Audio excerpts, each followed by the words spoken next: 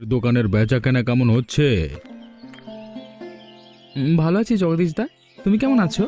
দোকানে বেচাকেনা তেমন একটা ভালো না, যে দাম বেড়েছে জিনিসপত্রের। ঠিক বলেছিস।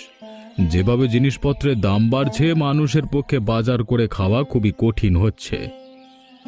আমার নিজের সংসার চালাতে কষ্ট হয়ে যাচ্ছে। অনেকগুলো টাকা ঋণ হয়ে গেছে, জানি না কিভাবে এই ঋণ শোধ করব। কি বলিস? আসলেই চিন্তার বিষয়। তোকে আর কি বলবো, আমার নিজের অবস্থাই তো ভালো না।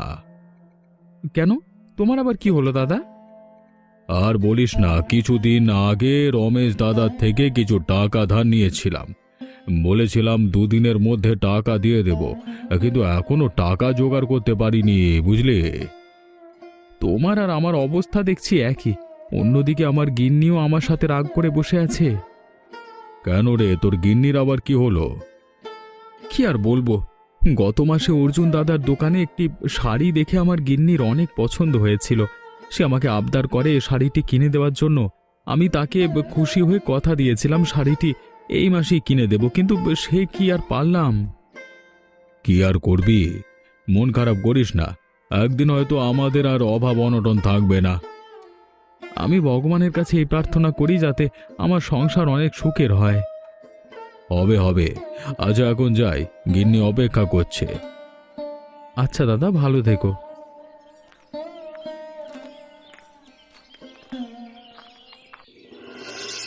কেমন আছো কাকিমা? কি করছো?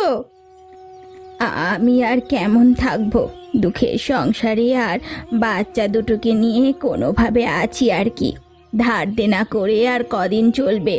আমি টাকা রোজগারের জন্য কাজ খুঁজছি, কিন্তু এই বয়সে সব কাজ কি আর করতে পারবো? এত মন খারাপ করে বলো না কাকিমা। কথা জানো, যা আমি করতে পারি। কিছুদিন আগে কমল বলেছিল একজন বুড়ো মশাইয়ের হোটেলে একজন মহিলা দরকার, যে কিনা সুস্বাদু খাবার রান্না করতে পারবে। কি বলছো? এমন কোনো কাজ হলে তো ভালোই হয়। আমি তো ভালোই রান্না করতে জানি।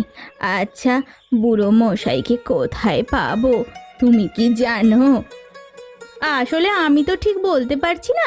কমল এই ব্যাপারে ভালো করে জানবে, কারণ কমল প্রত্যেকদিন কাজ শেষে ওই রাস্তা দিয়েই বাড়ি ফেরে। সেই বলতে পারবে বুড়ো মশাই কোনো মহিলা নিয়োগ করেছে কিনা। আচ্ছা, কমলের সাথে কথা বলবো তাহলে।